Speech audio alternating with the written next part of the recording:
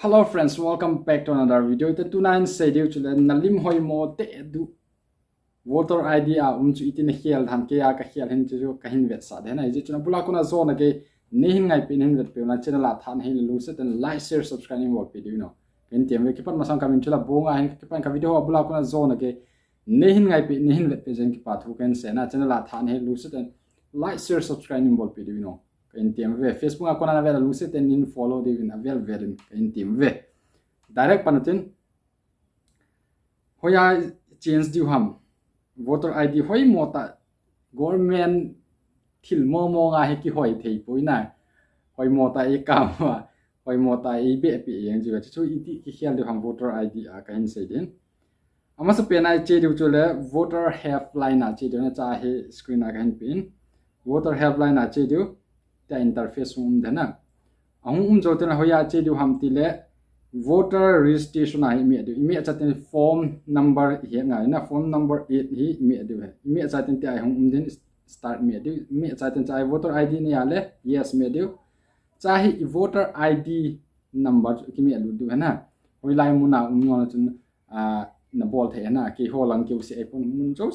sen ki bol the na mi du chaten le chai select state na me ding assam na me ding tele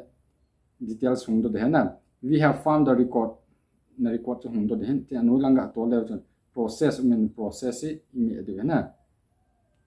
me cha ten cha hung den cha hi people next me pai ki do na next me cha hi na details so tin na min ho tin cha nu lang tol pe ve chon Aadhaar card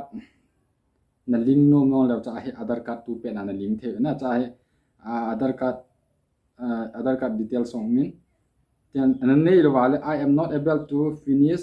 my other number because I did not have other number chong hen bol the na ne ya na fill up de na chu jot na se banga voter ID le Aadhaar card no hi link bol nga ya ti ho che hin jot na cha no ya hi ve le chun mobile number ong he nga in mobile number ho na pi nga na pi ding na pi chai ten le chun Aadhaar ho na ki fill up ding na fill up side and chun ipi na me tham ti noi langa hin chega ngai ti na next me chaten cha shifting of resident ha correction of entire and existing electoral roll na me chaten ipi pen change nom ham to a chu ken photo hi ja chun kalim ka khial nom ja chun kalim na hi chi click ka bol na noi pen apa hi click ka bol din ten next ka me de next kami jodan chai uploading photo ma hin chai me chai ten la chai ip tiam tile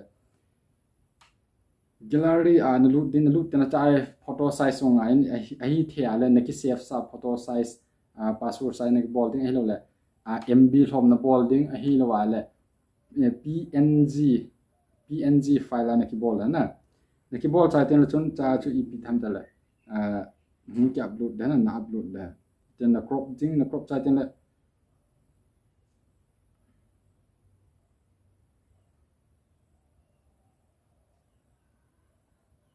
Pati chana ki crop de na na day light ta chun ki ki crop chai ten chun ip na bol ham ti ale next option de na achung la point na me cha ti am then next na me cha ten cha he place hoi lai mun na bol ham na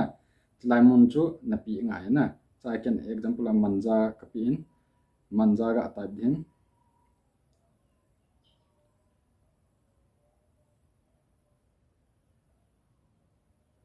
type chaten done hin me da na dan na me ten ti a hung thin no lang version na profile hung khel da na chu na voter ID chu atha post office na hung de na chi na confirm do ten ti a don den chi amian he chi hin thank you ti hin cha he